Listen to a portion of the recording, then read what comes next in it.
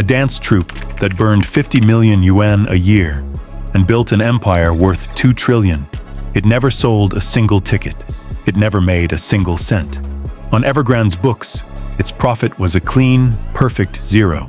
And yet, by some accounts, without these women, the deals Xu Jiayin promised the world would never have gotten through the door, and the banks would never have lent him a single yuan. Xu Jiayin once said a line that would follow him for the rest of his life. "These girls can close the deals I can't." Most people hear that and look for the scandal. But if all you see is the scandal, you miss the whole story. Because this dance troupe was not a billionaire's private garden. It was the most honest photograph ever taken of how a 2 trillion yuan machine actually worked. Xu Jiayin was born in 1958 in a farming village in Henan province.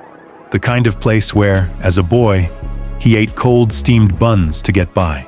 In 1996, he founded Evergrande in Guangzhou. 20 years later, by 2017, his fortune had climbed to around 290 billion yuan. He was the richest man in China, for a moment, the richest in all of Asia. Evergrande had put up more than 1,000 projects across the country, and then all of it collapsed. The empire he had built was worth 2 trillion, but the debt it left behind in China was bigger than the empire itself, 2.4 trillion yuan, more than $300 billion. The most indebted company in the history of the world. In September 2023, Xu Jiayin was taken away for investigation. In April 2026, in a courtroom in Shenzhen, he pleaded guilty to 8 criminal charges. Legal observers say a life sentence is all but certain. But this is not a story about greed. Greed is too simple. This is a story about what he was really selling. And to understand what he was selling, you have to start with that dance troupe. By some accounts, getting into the troupe meant clearing a list of almost absurd requirements. You had to be between 17 and 20. You had to be at least 1.70 m, and your training had to be in classical Chinese folk dance. No hip-hop, no modern. That detail matters. The people this troupe was built to entertain were older men, and in their eyes, only the graceful, dignified folk dance was worth watching. There was reportedly one more rule. While you worked there, you were forbidden to date. And the final interview, the story goes, was conducted by Xu Jiayin himself. Some of the dancers were recruited straight from university dance departments. Others, reportedly, were poached in 2013 from disbanding military performance troops. Offered starting salaries several times what the army paid, aggressively enough that it is said to have ruffled the military itself. By some accounts, the pay climbed in tiers, 8,000 yuan a month on trial, up to 28,000 for the top rank, with free luxury apartments and chauffeured cars. The lead dancer, by some reports, took home as much as 7 million yuan a year. Here is the strange part. Evergrande liked to boast the troupe was over 200 strong, but dig into the records, and by some accounts, the number actually on the books never topped 80.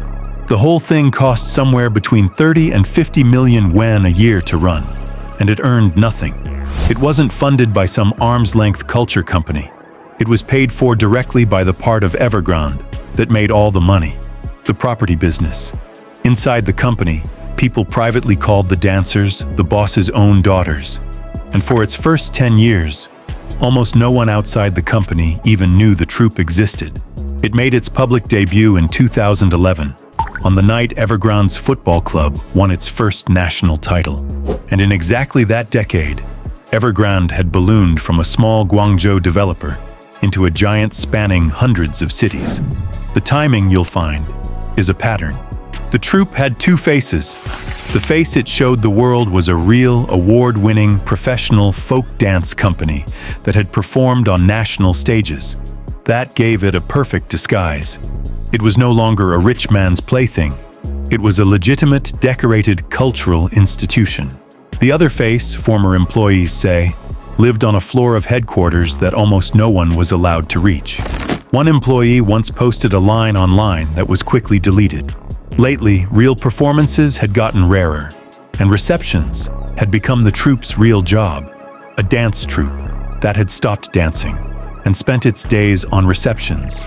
To see how clever this really was, compare it to what came before.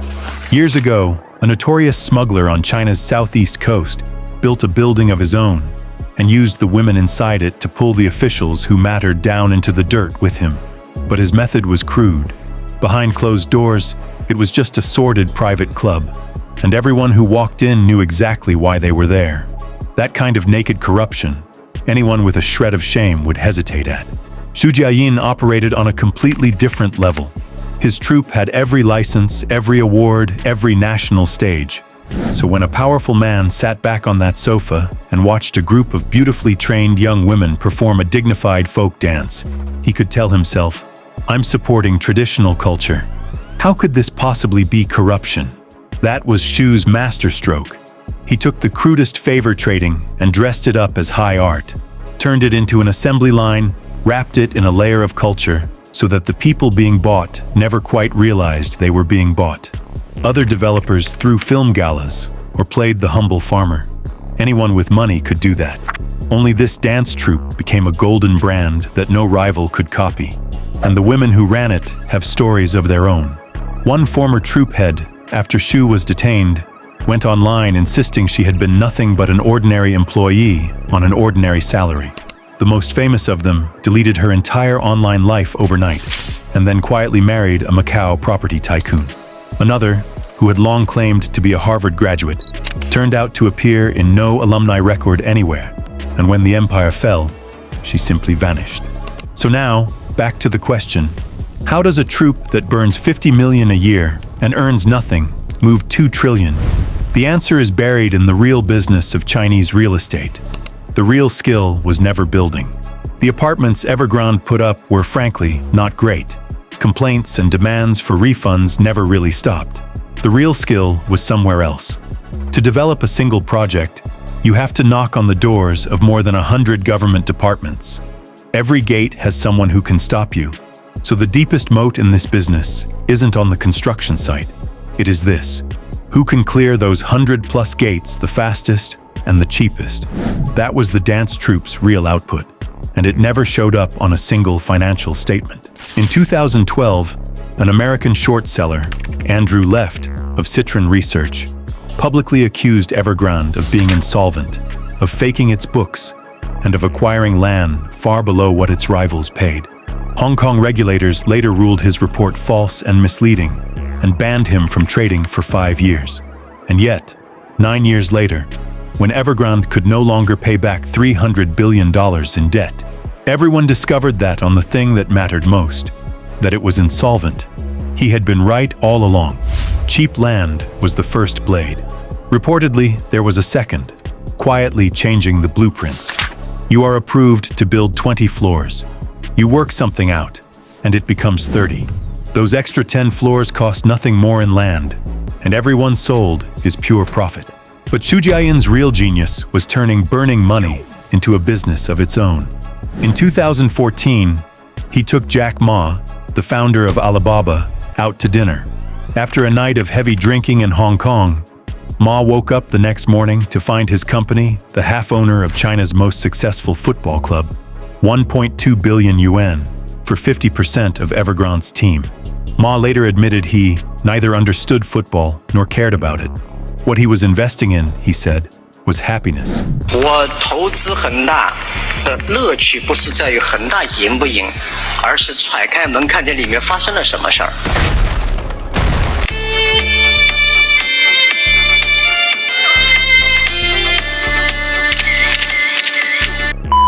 The club bled money for years and almost never made any back.